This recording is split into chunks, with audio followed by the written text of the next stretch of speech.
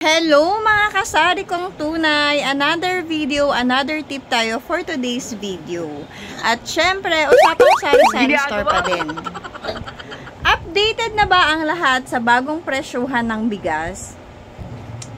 Dahil ako, ito na yung mga bagong presyo ng bigas ko. I-share ko sa inyo. Kaka-deliver lang nito. Pero, na-update nga lang ako na nagtaas nga nung Monday ang presyo ng bigas, unlike nung last order ko.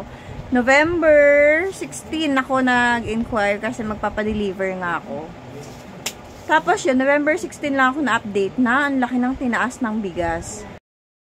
Bago nga dumating yung deliver ko ngayong araw, ito yung presyohan ko weeks ago. Yung lusog-busog, binibenta ko siya ng 50 pesos per kilo.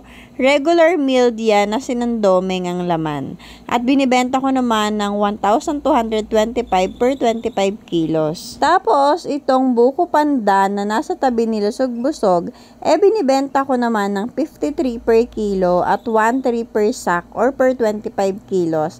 Ito namang buko pandan well-milled rice, maputi at malambot at masarap talaga. Tapos may scent din siya ng pandan, kaya buko pandan. Bali, ito yung local version ng Coco Pandan. Isa nga pala ito sa bestseller ko dahil sa affordable price yet quality. Habang ito naman yung aking dinurado or 218 variety.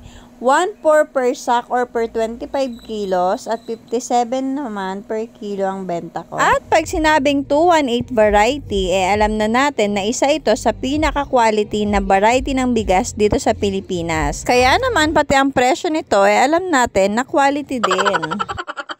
At doon naman tayo sa all-time favorite ng karamihan, ang DT8 variety or mas kilala na Coco Pandan. 1,450 naman, binibenta ko siya per 25 kilos at 58 per kilo. Ito nga pala ay ini-import mula sa bansang Vietnam at may pandan scent, kaya nakilala siya bilang Coco Pandan. Hindi nga lang sa pagiging pandan scent nakilala or nagustuhan ang Coco Pandan. Consistent din ang laki at buo ng butil nito na hindi mo makikita sa mga local variety ng rice dito sa Pilipinas. At ang last but not the least, yung malagkit na binibenta ko na 65 per kilo. Kayo kasari, ano-anong variety ang meron kayo at magkano ang presyuhan nyo sa area nyo? I-comment nyo naman sa ibaba. At eto na nga yung huling silip nung old price bago dumating itong mga bagong deliver ko. Eto nga yung bagong deliver ko ng bigas. Hindi ko na na-videohan kanina yung eksaktong pagbaba nung nag-deliver kasi busy rin ako sa tindahan nagbebenta. Tapos yan, umorder lang ako ng 15 na easy pandan.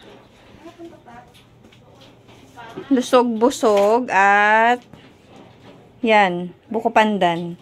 Tapos, ang tinaas nito, yung last order ko kasi, itong lusog-busog, kung nanonood kayo ng mga una kong vlog, ang supplier ko ng bigas is si AC Rice Mill or mas kilala bilang si Juan Cup of Rice.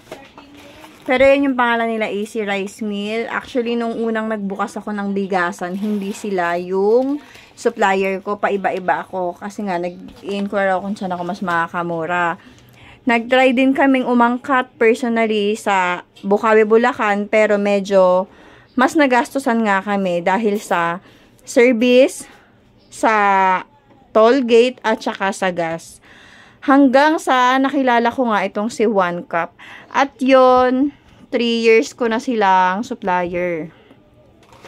At yun na nga, balik tayo sa presyo ng bigas. Yung lusog-busog, last November 3. Ito yung last deliver ko. November 3 yan.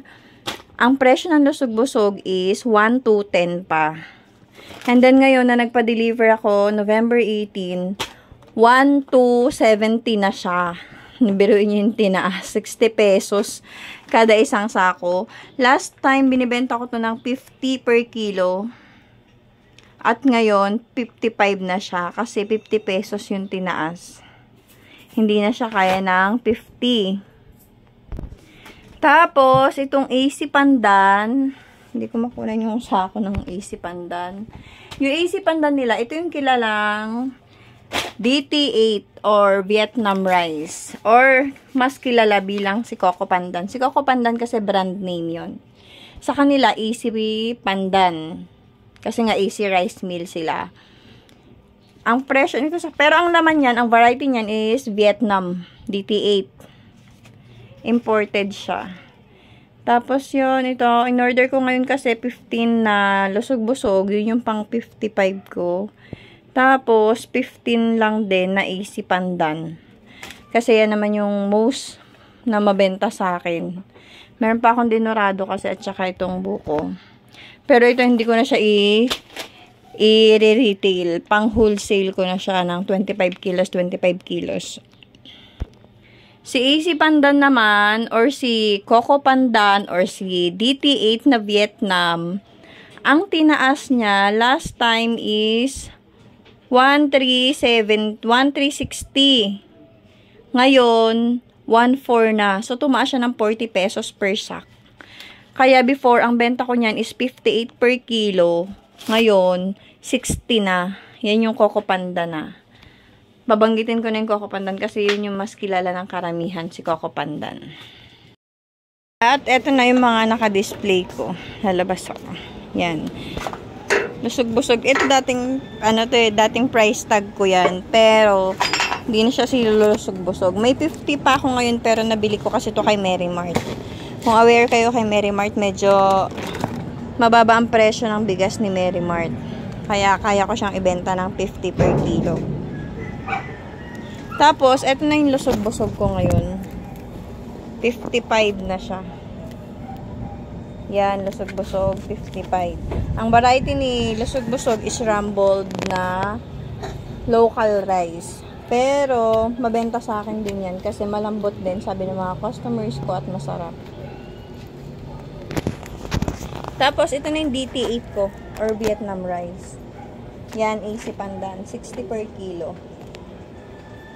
Tapos, may malagkit ako, 65.